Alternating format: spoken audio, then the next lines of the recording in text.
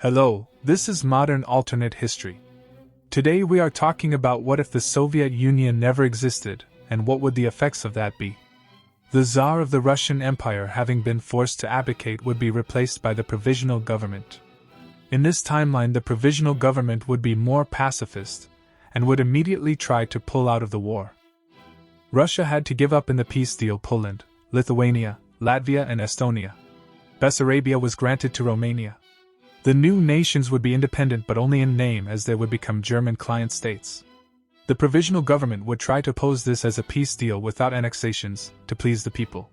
This harsh treaty would result in the government being unpopular but would result in the Bolshevik coup being averted due to the Bolsheviks mainly gaining power through their policies of bringing an end to the war. This would probably result in the PSR taking over and transforming Russia into a democratic socialist republic. Finland also became independent. The Ukrainian socialist revolutionaries, having won a lot of seats in the election, will probably achieve independence, or at least autonomy for Ukraine, in my opinion. This is a map of the rough influences of the great powers in Eastern Europe. I believe that Germany would win World War I due to not having to keep troops in the east to pacify Ukraine. This would result in Germany having more troops and thus winning the war. The peace treaty would entail Germany gaining minor regions from France and the establishment of a DMZ. Germany gains Wallonia from Belgium and puppets the rest of the nation. Austria would gain Lombardy-Venetia as an autonomous part of the empire. Austria-Hungary also federalizes. Poland would gain Galicia-Lodomeria and Romania-Bukovina, for Austria gaining influence in these nations. The Austrians would gain Albania, Serbia and Romania as puppet states. Bulgaria would gain Macedonia, Thrace and southern Dobruja, but feel betrayed due to wanting more of Dobruja and Serbia. They would not gain these territories due to Austrian and Ottoman fears. The Ottomans would gain Egypt and Libya as puppet states.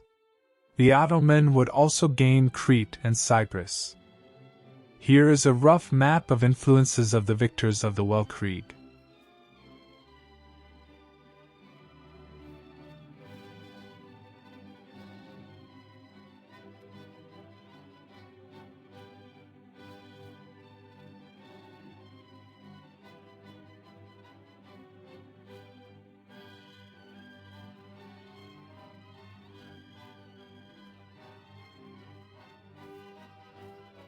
In France, after the loss at the Great War, the socialist communists and others revolt against the government. The army would probably take control. This leads to heavy fighting, with some government soldiers would switch sides. The Germans, fearing the expansion of socialist ideas, would send weapons to the conservative government.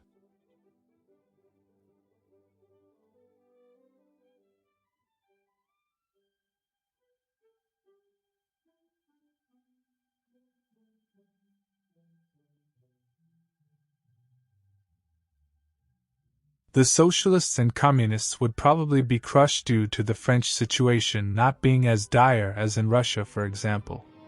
I think France would go the way similar to Germany, with the leftists being crushed, and France would have less workers than in example Germany.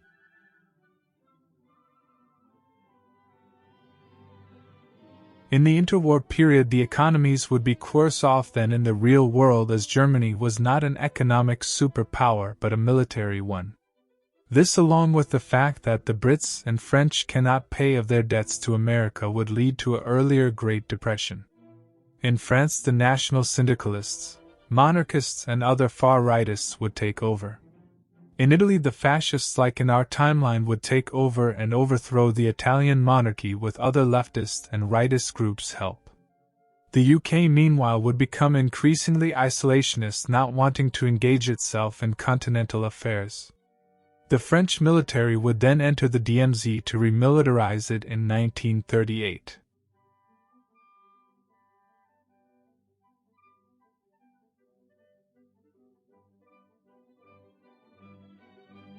New factions would emerge as the world becomes more and more unstable. The Germans would make their Middle Europa Pact into a military alliance. The Bulgarians would align themselves with Moscow due to their claims being on mostly Austrian-influenced territory, and also their Slavic brotherhood. The French and Italians would form the Latin Brotherhood due to both governments wanting to retake old territories and expand more. The Austrians, fearing German domination and fearing instability, would declare their neutrality toward any future world wars.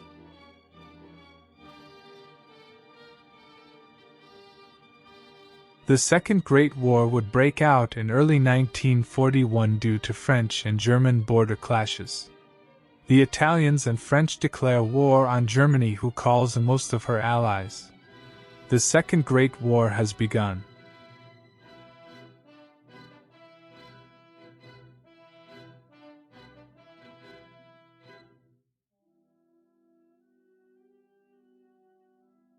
The Russian Republic would join the war on the side of the Latin Brotherhood.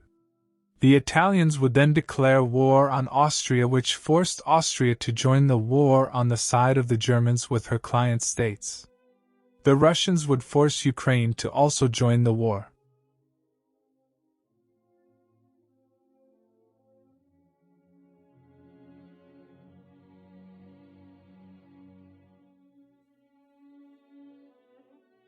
The Bulgarians would join the war, and Yugoslav partisans would start to sabotage the Austrian Empire. The Russians would initiate wide offensives near Lviv, Moldova, and would completely occupy Estonia and most of Latvia. The Bulgarians would push to Dobruja and Niš. The French would declare war on Switzerland to attack Germany's belly but fail and get bogged down in Switzerland. They also attempt an offensive in the Ardennes. The offensive would be moderately successful, but the German military was still massive compared to the French, and due to that they would successfully thwart the offensive.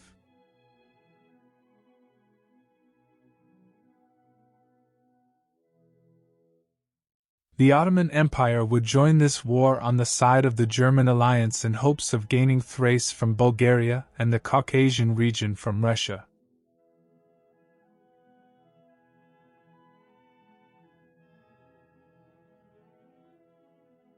The Greeks would also join this war on the side of the Germans in hopes of gaining Thrace and economic aid from Germany.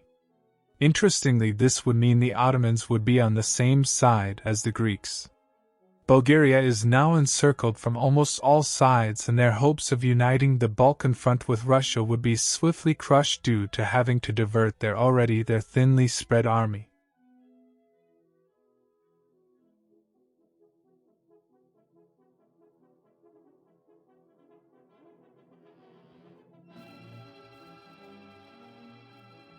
The Germans would attempt an offensive in Wallonia and Rhineland. The Ottoman and Greeks make a successful offensive in Thrace.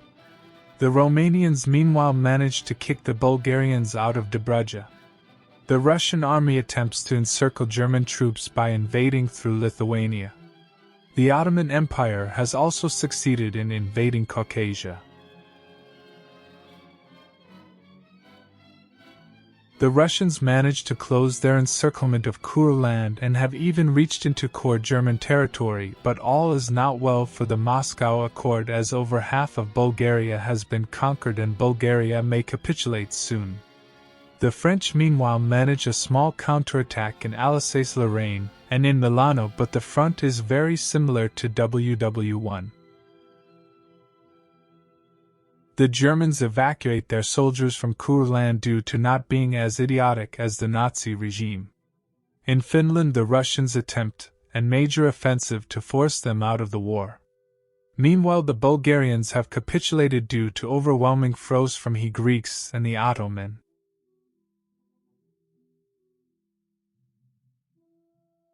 The Russian offensive continues sturdily through central Finland. At the end of the month, the Finnish offer their surrender terms to the Russian Republic.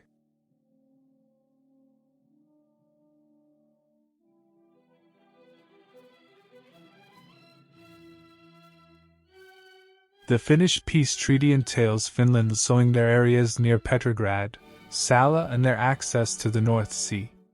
The Germans had attempted a wide counteroffensive conquering Calais and Lille in France and Puisbach the Rusins in Galicia and Bessarabia.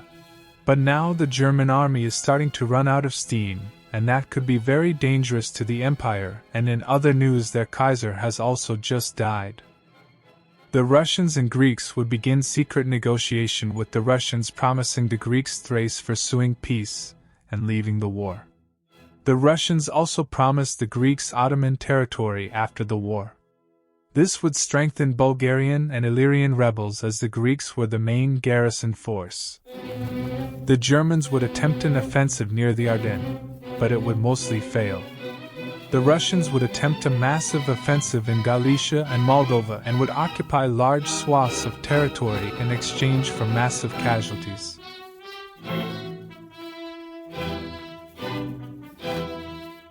The Russians' offensive continued his offensive through the Carpathian Mountains. Meanwhile, partisans have taken control of most of Serbia and Illyria. The Italians meanwhile have started a major offensive taking control of most of Milan and Veneto and bits of South Tyrol.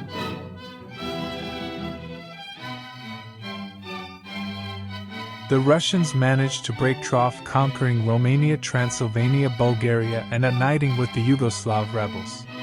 The Germans attempt a last-ditch attempt to conquer Paris and free up many troops but failed to make any significant progress.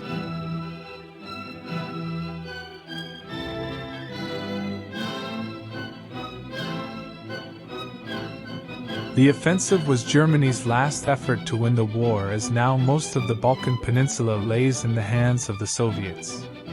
The question for Germany is now whether to give up and hope for the best or keep fighting to preserve the fatherland. I will explore both scenarios, but I believe the first one is much more likely due to the Kaiser administration not being insane like the Nazis.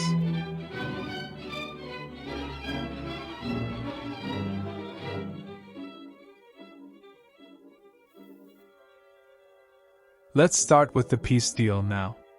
I want to first say sorry because the drawing of borders is very messy and there is an error with finished borders.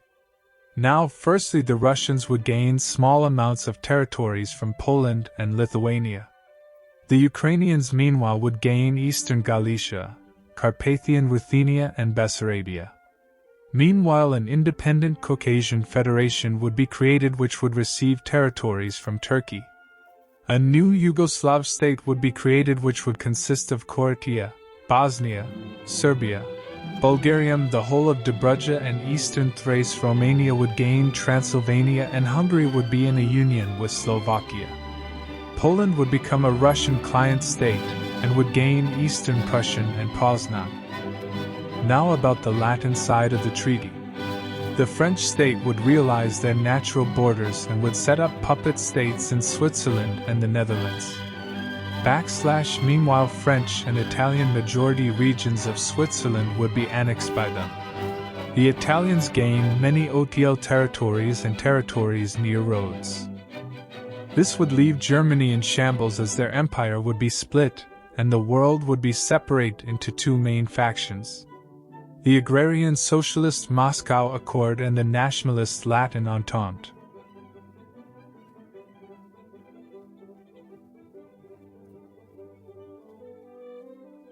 Due to economy of Germany crashing, the Kaiser would be overthrown and would be replaced by a republic.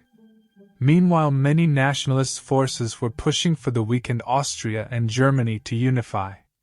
This results in Austrian Empire and the newly formed German Republic uniting under a constitutional monarchy under the Habsburgs.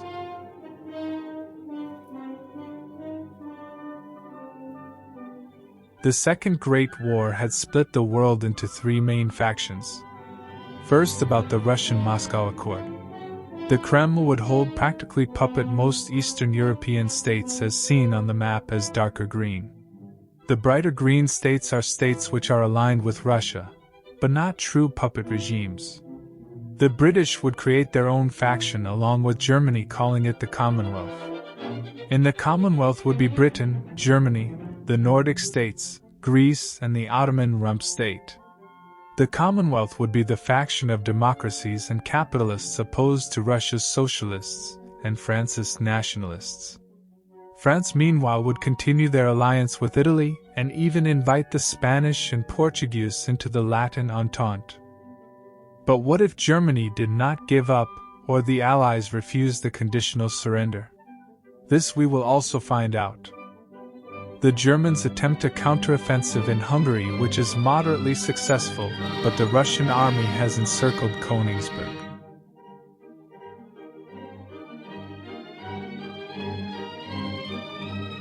The Spanish have joined the war on the side of the Latin Entente in hopes of gaining African colonies. Meanwhile, the Ottomans have made peace by giving up parts of eastern Anatolia and Thrace. The French army have broken through many places, reconquering Calais. The Russian offensive continues through Poland. The offensive continues, and within a quarter of a year the French have crossed the Rhine and occupied most of the Benelux region. The Russians have fully occupied Hungary and are moving towards Berlin. Many German soldiers are encircled and others are escaping to Sweden. The new treaty would entail the splitting of Germany into two, with on the Russian side the Prussian Volksrepublik, and on the eastern side the Germanic state. The Balkans would be much more split this time due to all those people having sacrificed more in the war. The most significant change is a free Bulgaria. Italy would gain their claimed territories with the exception of Dalmatia. France would gain their natural borders and most German colonies with the exception of Morocco, which goes to Spain. This treaty's major difference from the other one is a split Germany. This world's Cold War is much more similar to our, but instead of the fight between capitalism and communism, it is the fight between national syndicalism and agrarian socialism. Most of Scandinavia and all of Eastern Europe fall under the influence of Moscow. The Iron Curtain has descended from Hamburg to Trieste. Thanks for watching. Please leave a like and subscribe because it helps a lot. Have a good day.